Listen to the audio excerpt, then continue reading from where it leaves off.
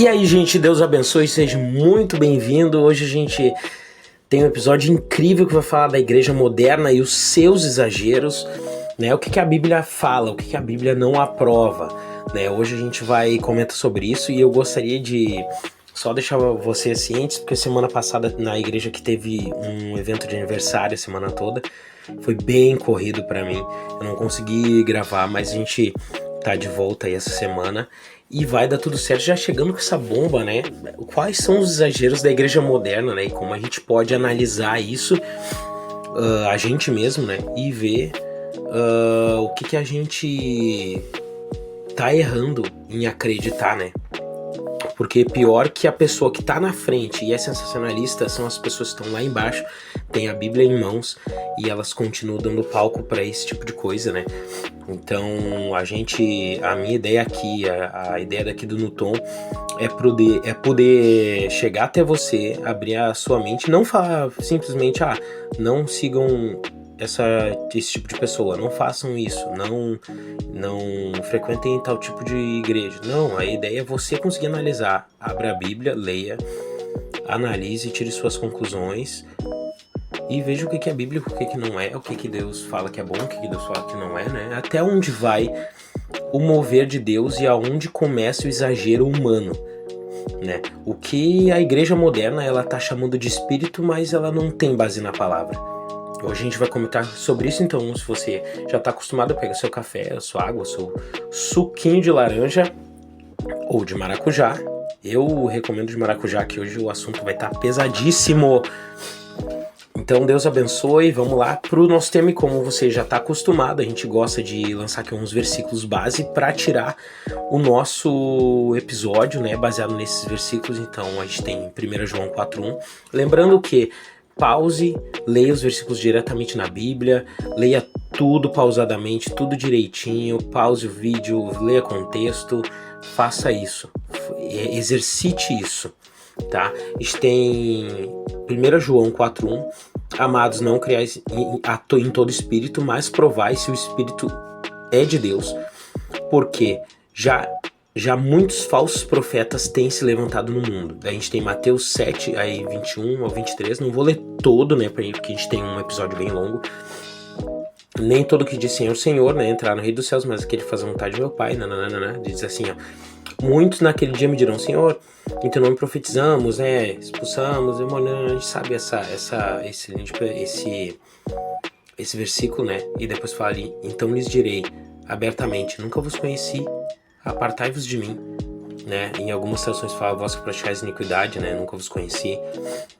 A gente tem 1 Coríntios 14, ali, 33. Porque Deus não é Deus de confusão, né? Senão de paz, a gente tem ali. E depois que o 40, se não me falha a memória, diz, mas faça tudo decentemente com ordem, né? Em 2 Timóteo 4, 13:4, pois virá um tempo que não suportarão essa doutrina, né? E daí fala ali, depois diz que se recusarão a dar ouvidos à verdade e se entregarão às fábulas, né? E a gente tem Mateus 24:24, porque surgirão falsos profetas e falsos cristos, e farão grandes sinais e prodígios que, se possível for, enganariam até os escolhidos. Né? Então fala que esse nosso tempo aí tá complicado, então a gente precisa saber o que a palavra diz, né? Mas antes disso a gente tem o exagero moderno nas igrejas, né? O que é isso? Hoje a gente vê uma igreja cheia de performance, né? Mas ela é vazia da presença.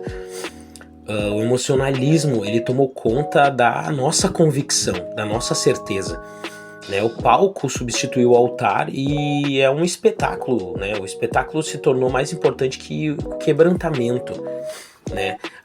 Hoje os exageros modernos ele inclui os moveres sem base bíblica.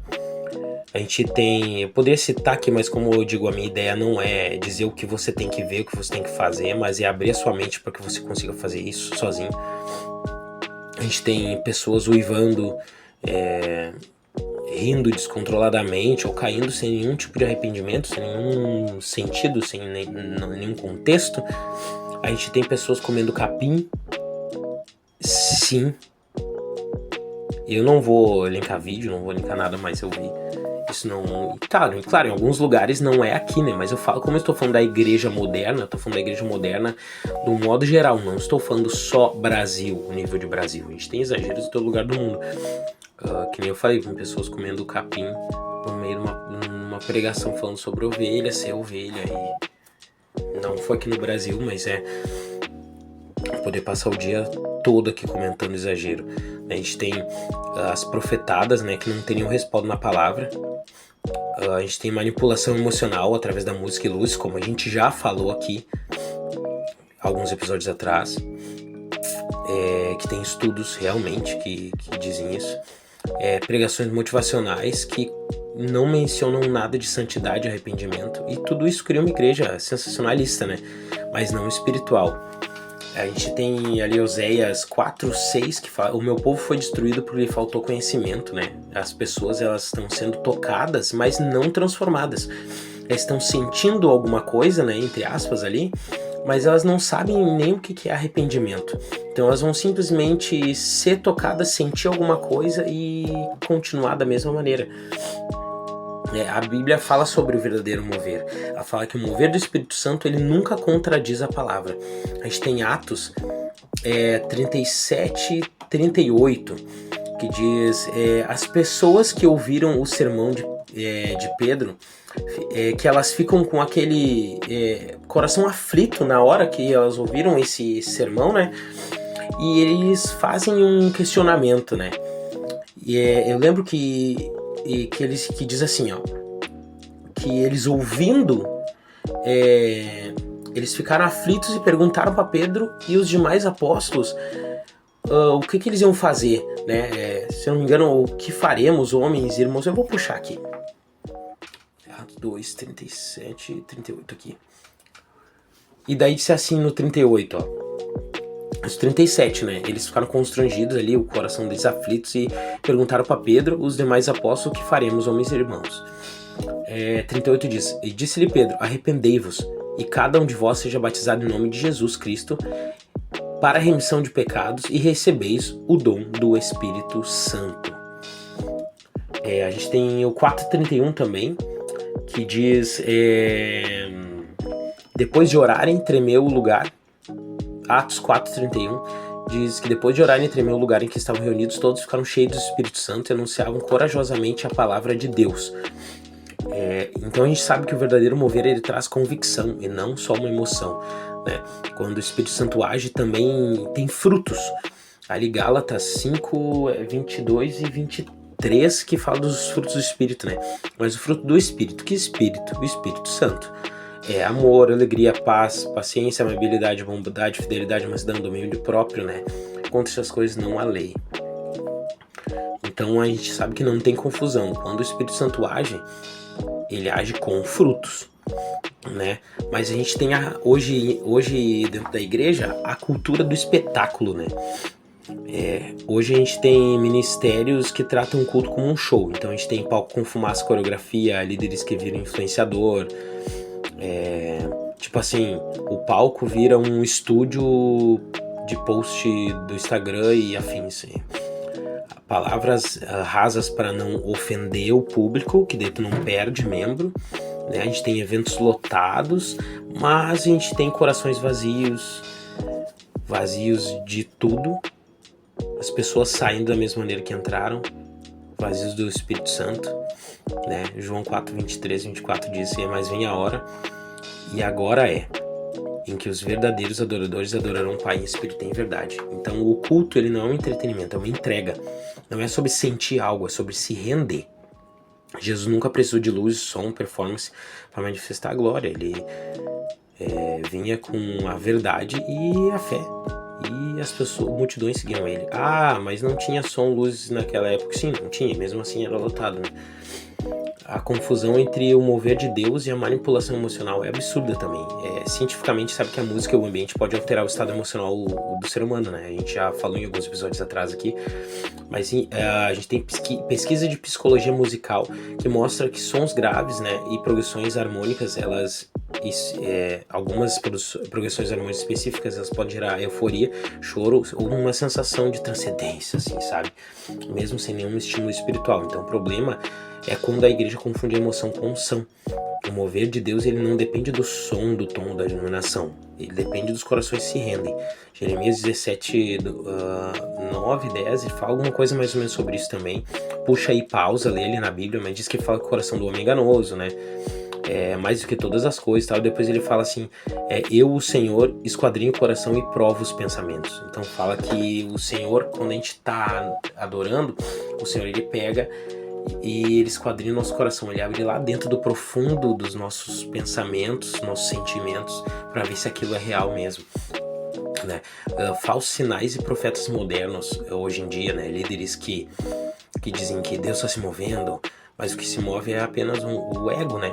Milagres falsos, unções inventadas, até simulações de poder têm se tornado comuns, né? Não vou falar mais que pouco entendedor, meia palavra basta. Uns anos atrás aí, uma cantora famosa tem uma igreja que é pastora, pegou uma jarra de 2 litros e virando em cima da cabeça das pessoas, cara. Eu vou me abster porque o meu não tem advogado pra isso.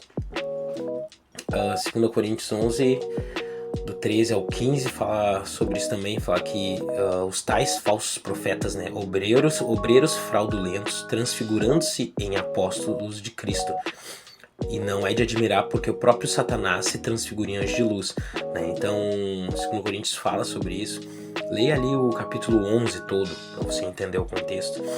O inimigo, ele adora se disfarçar de mover espiritual para desviar o foco. Hoje ele não precisa te tirar da igreja, basta tirar o teu foco, tirar o foco da igreja, entendeu? O retorno à palavra é como um antídoto. Então a gente pega tudo que está acontecendo e a gente pega a palavra e é como se fosse um antídoto para um veneno absurdo. A cura para o excesso moderno é o retorno básico, o altar, a palavra e o arrependimento. 2 Timóteo 3,16. E acho que, se não me falha a memória, 17 também fala que toda escritura é inspirada por Deus e útil para o ensino, para a repreensão, para a correção e para a instrução na justiça. A igreja não precisa mais de invenções, ela precisa de revelação, não precisa de hype, de agir só no hype, ela precisa de santidade, né?